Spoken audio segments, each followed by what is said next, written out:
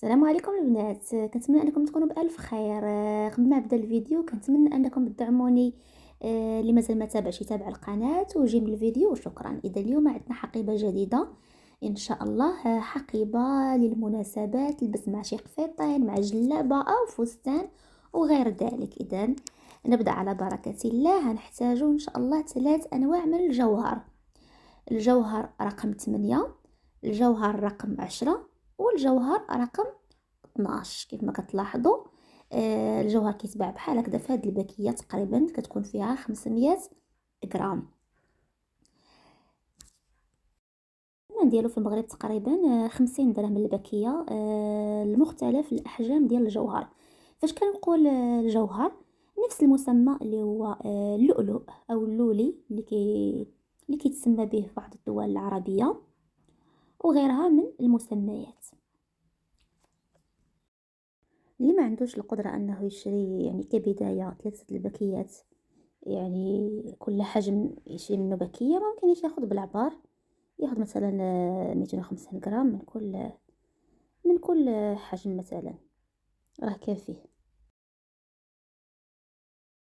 اذا كيف قلت هنحتاجو 3 الاحجام من الجوهر: الجوهر رقم 8، الجوهر رقم 10، والجوهر رقم 12.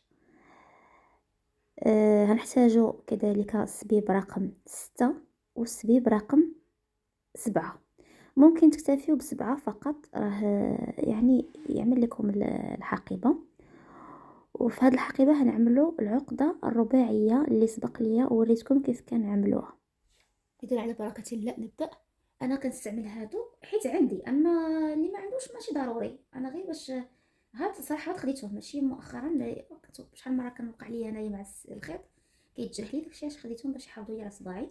عندي خديت منهم 10، ولكن كنستعمل غير هادو بربعه، جوج هنا وجوج هنايا، غير في الصبعه اللي كنستعملهم في الزياره. اذا قلنا غنبداو على بركه الله. نديرو الغرزه الرباعيه. الغرزه الرباعيه في اول مره اش كنديرو 4 عقيقات، يعني 4.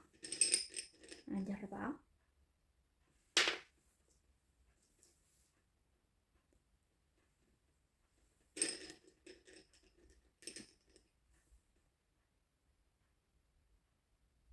وغنبسطهم في الخيط،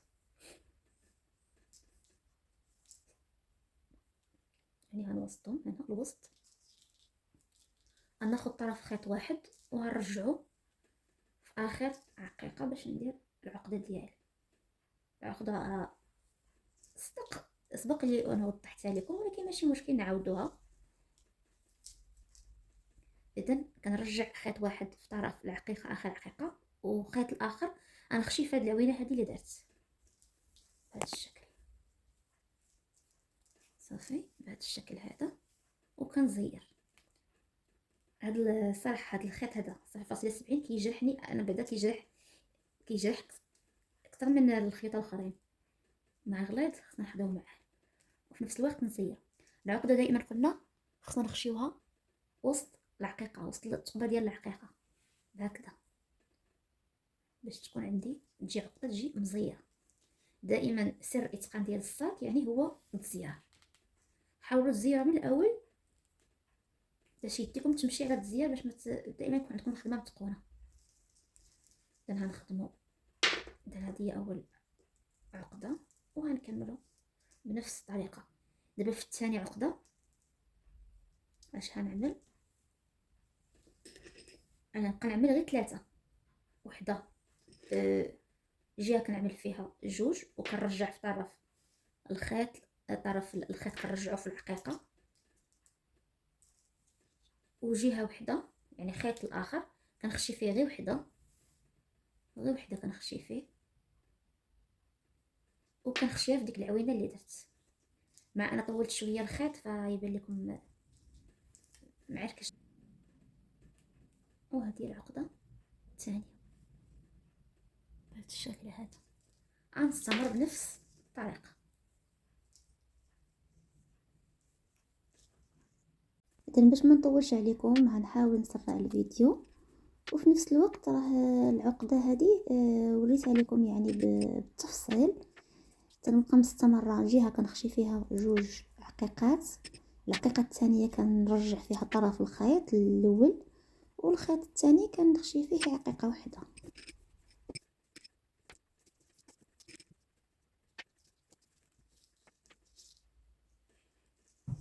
ملي كنوصلوا 12 عقده، 1 2 3 4 5 6 7 8 9 10 11 12. دابا غنحاولوا ندوروا هاد الجهه الاخرى. كيفاش دائما كيفاش كندوروا كما وريتكم الحس في الفيديو السابق، الفيديوهات السابقه. الا بغينا ندوروا كنخدموا غير بهاد الخيط هذا على جهه وحده، يعني باش ندوروا في الجهه الاخرى. يعني عوض كنا كنخشيو جوج في جهه وحده في جهه، غنخشيو 3 العقيقات كلهم في جهه وحده، في جهه وحده غنخشيو.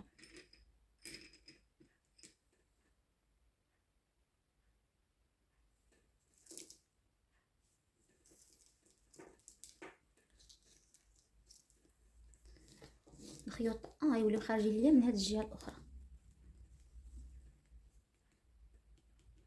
ركزوا معايا في هاد العمليه. دابا شنو كنعمل؟ كنتني هاد العقيقه هذه اللي درت، كنتنيها. هذه هي رقم 13. الا جينا نحسبوا حنا كاين عندي 12 وهذه هي رقم 13. 1 2 3 4 5 6 7 8 9 10 11 12. اذا هذه هي رقم 13. هذه رقم 13 اللي كنتنيوها. دابا هذه اللي هنايا غنحسبوها هي القاعده ديال الصاك، يعني التحت ديال اسفل الصاك القاعده. دابا غنحاولوا ندوروا مع هاد الجوانب هادو بجوج باش نبداو نطلعوا الصاك بهاد الناحيه. هاد الحقيق هذا الغليظ هذا اللي رقم 14 هو اللي هيجيني اسفل الصاك. اذا باش ندور هاد الخيط هذا غنخشيه في هاد العقيقه هذه، يعني في القاعده غنبدا نخدم بهاد الطريقه. هذا الخيط اللي هنايا غنبقى كل مره نخشيه في هادو، والخيط اللي هذا هو اللي غنخدم به. يعني دابا هنايا حنا عندنا عقده، خصني ندير عقده رباعيه. عندي هنا جوج عقيقات، يعني شحال خصني باش نزيد باش تولي عندي عقده رباعيه؟ خصني نزيد جوج وحدين اخرين، هي 4. دابا كتولي تجيني عمليه سهله، يعني كنولي نخشي غير جوج، وكنخشي في العوينه لطرف الخيط الاخر بهذا الشكل، وهكذا نكمل هاد العمليه كامله حتى ندور هاد الشريط هذا اللي درت في الاول مع هاد القاعده. غنبقى نمشي هنايا وهاد ندور مع هاد الجهه. يعني تابعوا معايا باش تفهموا اكثر. العقده الثانيه نخشي دائما هاد الخيط هذا هو اللي كنخشيه في هاد العقدات اللي من هاد الجهه، وهذا هو اللي كنخدم به، هو اللي كندير فيه جوج عقيقات. العقيقه الاولى كنخشيها، العقيقه الثانيه هي كنرجع فيها الخيط بهاد الطريقه هذه. كنرجع فيها الخيط، كندير هاد العوينه هذه وكنخرج فيها الخيط الاخر بالشكل هذا. دائما هذا خصني نخشيه هنايا، ما ننسى عندك يعني دائما خصني نخشيه، ماشي نخدم قبل ما نخشيه. نخشيه هنا في هاد العقيقه هذه اللي من هاد الناحيه. نكمل بنفس الطريقه.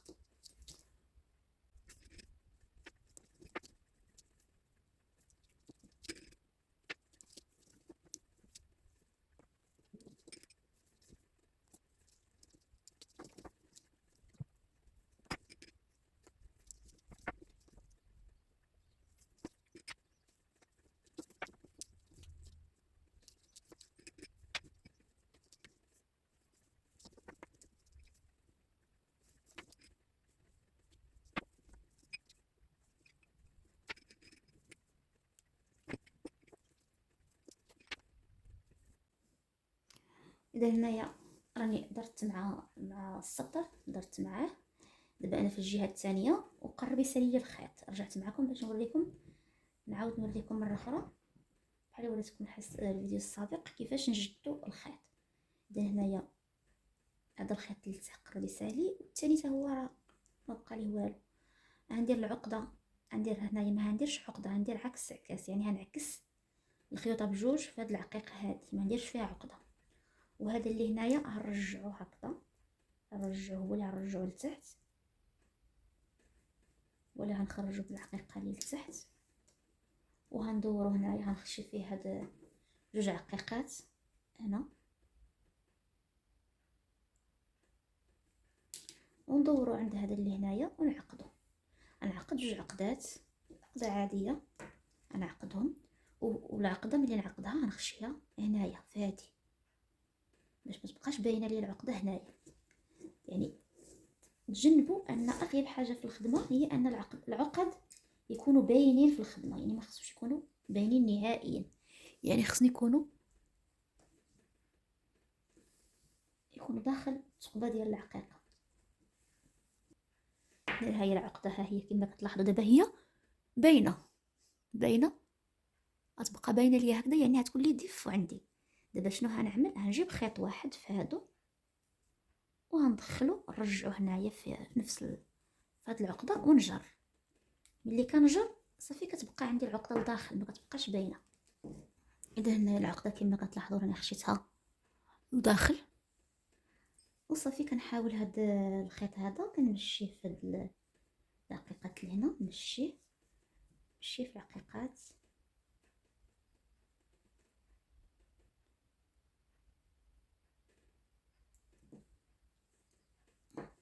صافي كنمشيه وعاد كنقطع.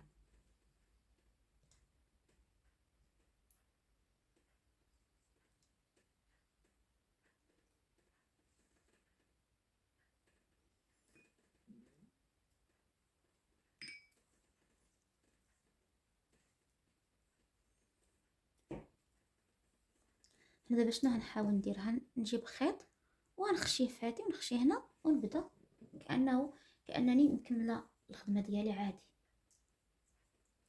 غنكمل هاد الخط هذا حتى نسالي هاد الجهه كامله كما ساليت الجهه الاولى. ديك الساعه نتلاقى معكم باش نكمل معكم الحقيبه.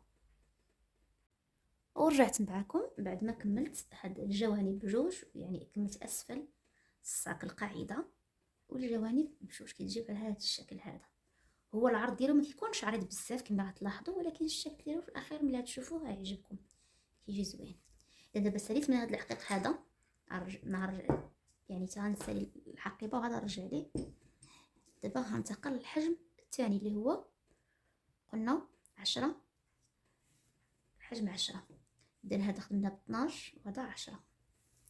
اذا دابا غنكملو عادي، نكملو كذلك السطر اللي بعده. شنو غندير؟ اول حاجه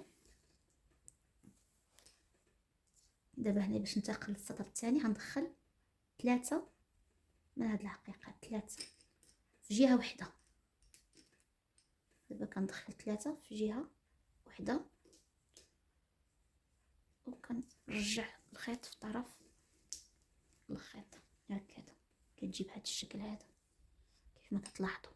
دابا بحال كنتقلوا من الكبير للمتوسط بهذا الشكل هذا، وكان نكملوا نفس الطريقه.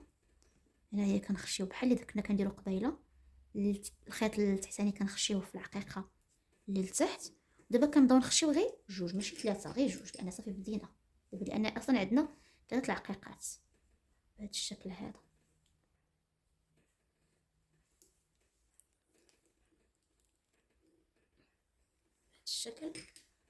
بهذا الشكل كيجي.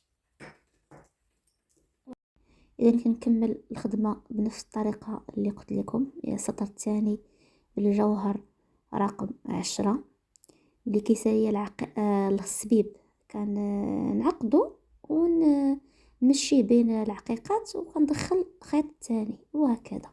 من بعد ما كملت السطر الثاني كيف ما كتلاحظوا شكل الحقيبه بدا كيبان، كيكون هكذا. كتكون هي يعني بحال دايره صراحه فيها واحد الجماليه، كيبان الجماليه ديالها. سبق قلت لكم بان بالنسبه للؤلؤ او الجوهر هذا رقم 8 كيف ما كتلاحظوا عندي شويه اللون ديالو مغاير بيض، هذا بيض وهذا بلون كاسي. فاخر لحظه الصراحه لقيت عندي هاد اليد كنستعمل خدمتها لواحد الصاك وما استعملتهاش. الا كتلاحظوا راه نفس العقيق حتى الكاليتي ديال هذا بلون كاسي هذا كان عندي احسن من هذا. فهنسرب هاد اليد مادام انا ما مستعملهاش وغنستعملها هي نكمل بها الحقيبه. فكنظن بانها تكفيني، وخاصه صراحه بكثرة ما هي يعني متقونه وخدمه مزيان ما تسخيش انك تسربيها كما كتشوفوا. يعني اتقان في الخدمه. ان شاء الله في الفيديوهات القادمه غنوريكم كيفاش نخدموا اليد ديال الصاك. كما كتلاحظوا كنخدموا على بعض الجهات. لو كانت بقات عندنا ممكن نستعملها حتى يدي هاد الصاك هذا غتكون مناسبه. اذا غنسربها وديك الساعه نتلاقى معكم باش نكملوا باقي الاجزاء. وهنايا قلنا كما قلنا بعد ما كملنا السطر الثاني. اذا هنا السطر الاول، السطر الثاني. السطر الاول خدمناه بالعقيق رقم 12، السطر الثاني خدمناه بالعقيق رقم 10. دابا السطر الثالث غنجيبو الخيط كما كان ديما كنجيبوه من هاد الجهه باش نبداو. السطر الثالث هنخدموه بنوعين من العقيق، العقيق رقم 10 والعقيق رقم 8. اذا شنو هندير؟ هادوك العقيقات اللي هيكونوا من الفوق هيكونوا رقم 8، واللي هيكونوا من التحت اللي هتكون قريبه لهذه رقم 12. اذا غنخشي هذه هي الاولى. اول وحده اش كندير فيها 3، غندير فيها وحده ديال 12 وحده ديال 8 وهاد ندير وحده ديال 12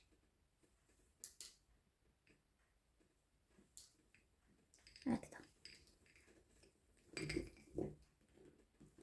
بحيث هذيك اللي الفوقانيه هي اللي تكون رقم 8. دابا ملي غنبدا ندير غير جوج، دابا راه في العقده اللي بعد بديت السطر، هذه اول عقده دائما كنكون خاشي فيها، نخشي فيها 3 باش نكمل الاربعه. العقد الاخرين كنبدا كيكون عندي اصلا ديجا كيكون عندي جوج، واحد جوج. فشنو كندير دابا؟ كنبدا نخشي غير جوج عقيقات، غنخشي وحده ديال 8 وحده ديال 10. 10 هي اللي كندير فيها العقده هكا، وغنزير مزيان يجيب هذا الشكل. بهذه الطريقه هنكمل الخط كامل بنفس الطريقه.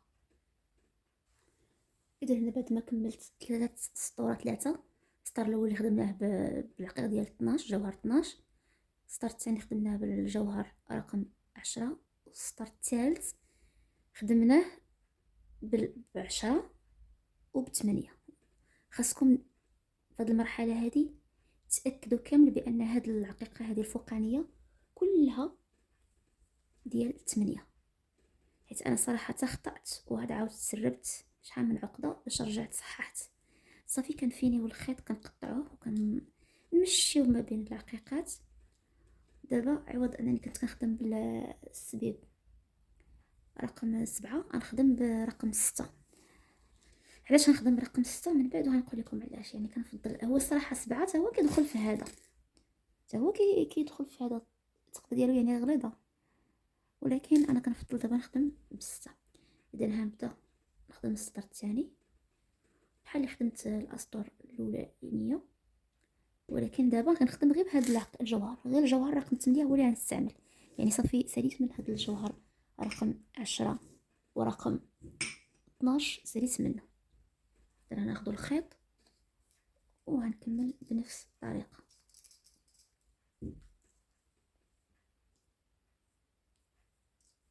كندخل في اي عقيقه وكنواسط الخيط، وكنبدا دائما العقده الاولانيه اللي كتكون في السطر الاولاني. عندي هنايا فقط عقده واحده، عقيقه واحده عفوا. اذا شنو غندير؟ غندير 3 العقيقات، ما كنديرش جوج، كندير 3. كندير العقده الاولى تندير فيها 3.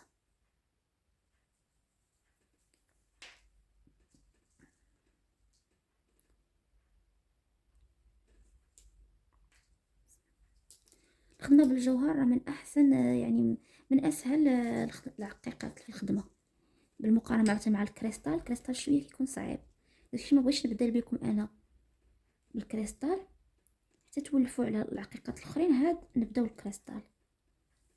اذا هنا العقده الاولى بديتها، ثم غنكمل بنفس الطريقه كما تعودنا. طرف الخيط الثاني كنخشيه في العقيقه اللي في الاسفل اللي في السطر السابق، كنجر، والخيط اللي الفوق كنخشي فيه. مادام دابا انا عندي جوج عقيقات من العقده كنخشي جوج عقيقات باش نكمل العقده الرباعيه ديالي.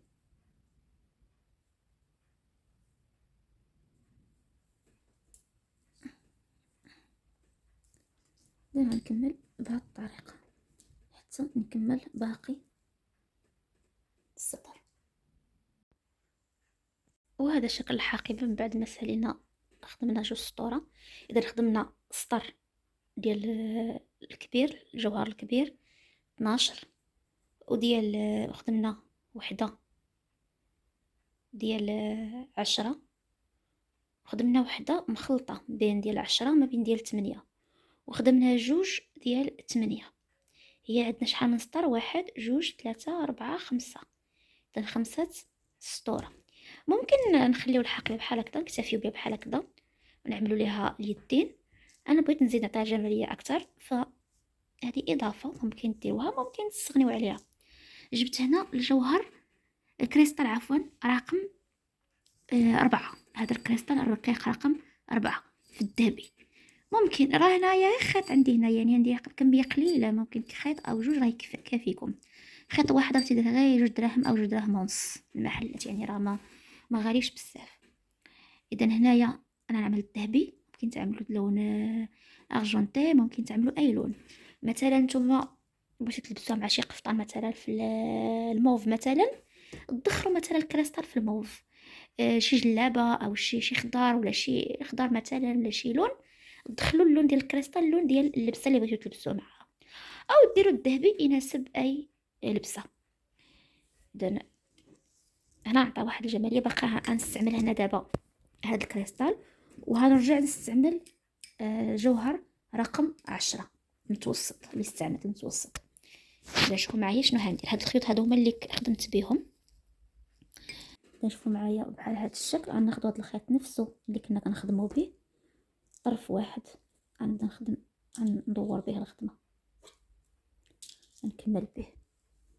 غنبقى نخشي وحده، غنخشي فيها العقيقه الكريستال بحال هكذا بحال هكذا، وغنخشيها هنايا فهادي اللي هنايا، ونخرجها من هنا بحال هكذا بحال هكذا. تجي داخله بهذا الشكل.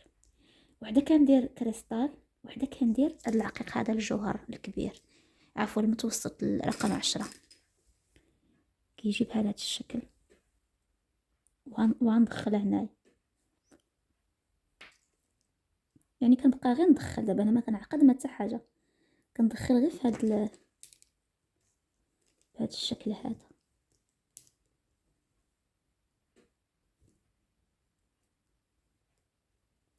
بحال هكذا. كتجي بحال هذا الشكل. ملي كنهبطو هذا هكذا كيجي واحد الديكور زوين. ملي ننتهي هذا يبان لكم الشكل النهائي كيف داير. يعني وحده كندير فيها كريستالة قلنا، وكنخشيوها هنايا في الجوهر هذا اللي هنا بهذا الشكل. كنخرج الخيط،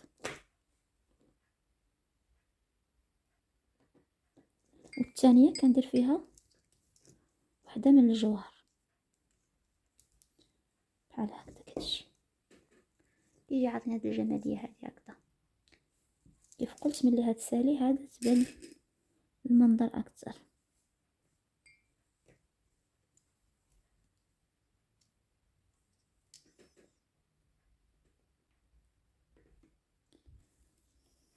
نكمل هاد الخط هذا الفوق كامل ديال الفتحه ديال الصاك بهذه الطريقه، وهيجي بحال هكذا. هذا المنظر هذا بحال هكذا، يجي بحال هذا الشكل. هنا كذلك غنحاول ندخل الخيط. هنا نستعمل رقم 5،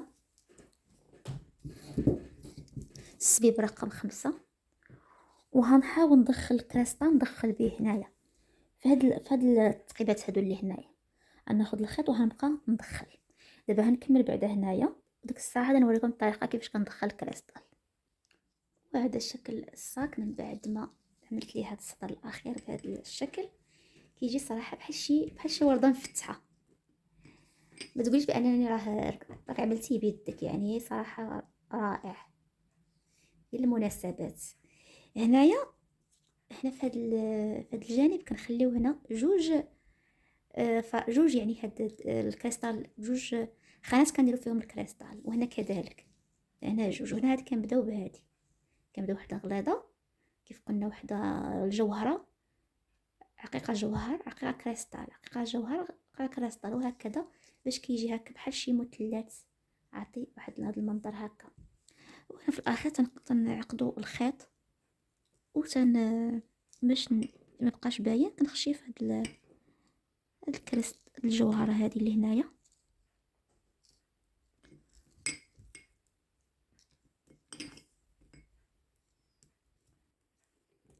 وصافي كندخلوا العقده لداخل. تقريبا هادو اللي هنايا الا كان يكفيني هاد السبيب راه هو اللي غندير به اليدين ديال الصاك. دابا شنو غنعمل؟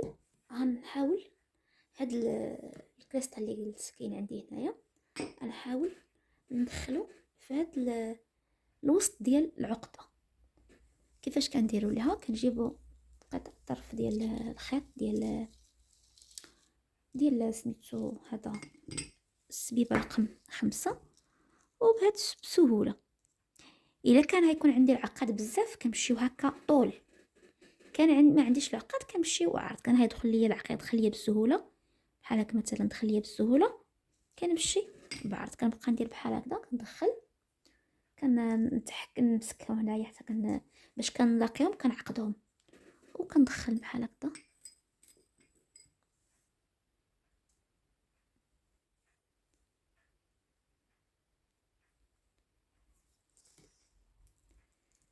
بحال هكذا وكندخل في الجهه الثانيه، يعني في العقيقه الثانيه، وكنخرج باش كتجي بهذه الطريقه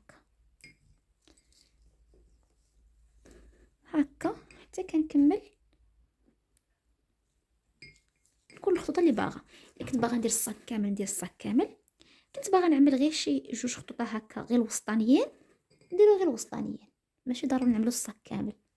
بغيت نعمل غير هاد الجهه والجهه هادي ماشي ضروري، يعني غير الجهه اللي هنشد بها الصاك ممكن. انا كنبقى داكشي على حسب الاختيار اللي عندي. هنكملو هاد الكريستال هذا في التدخال، وداك الساعه نوريكم الشكل النهائي. وهذه هي الحقيبه ديالي. كيف ما كتلاحظوا انا عملت لها هاد البوشيط. صراحه هي هاد البوشيط ماشي قدها كبيره عليها، انا وريتها لكم غير باش تشوفوا الطريقه كيفاش كتجي. بغيتو ما تديروش لها كاع البوشيط ما ديروهاش. كتجي رائعه الصراحه، تهزوها مع شي قفطان، مع شي جلابه، او يعني تكشيطه شي مناسبه، يعني كتجي رائعه. راه الموضه دابا ماشي ان الحقيبه تهز لك كل شيء، التليفون تهز لك كاع الاشياء، ولكن يعني كتجي هكا ديكور في شي مناسبه رائعه الصراحه. كيف ما كتلاحظوا هنايا الكريستال عملته غير في هاد جوج اسطور هنايا. وبالنسبه لليدين عملت هكا جوج يدين، ممكن تكتفيو غير بوحده. عملت جوج حتى هما درت ليهم الجوهر رقم 12 اللي من هنا لتحت. وعملت هاد الكريستال هذا. كيف ما قلت لكم راه ممكن هاد الكريستال تستغناو عليه وتبقى الحقيبه هي بالجوهر حتى هي كتجي رائعه. كنتمنى تكون نالت اعجابكم.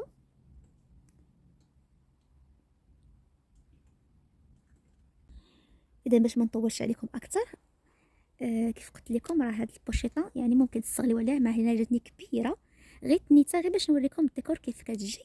ممكن تستغنوا عليها وكتجي حقيبه هكذا. اذا ما بقى لي الا نودعكم. وقبل ذلك كنتمنى ان هذا الشكل ديال هذه الحقيبه تكون نالت اعجابكم، ويكون الشرح يكون واضح لكم ومفهوم. كنتمنى ديروا جيم وتعليقات اللي عنده شي استفسار مرحبا، او تساؤل مرحبا. واللي مازال ما شاركش في القناه طبعا يشارك، ومرحبا باي حاجه من عندكم، اي استفسار. وشكرا على المتابعه، والى فيديو قادم فيديو ان شاء الله اخر او حقيبه اخرى. وشكرا.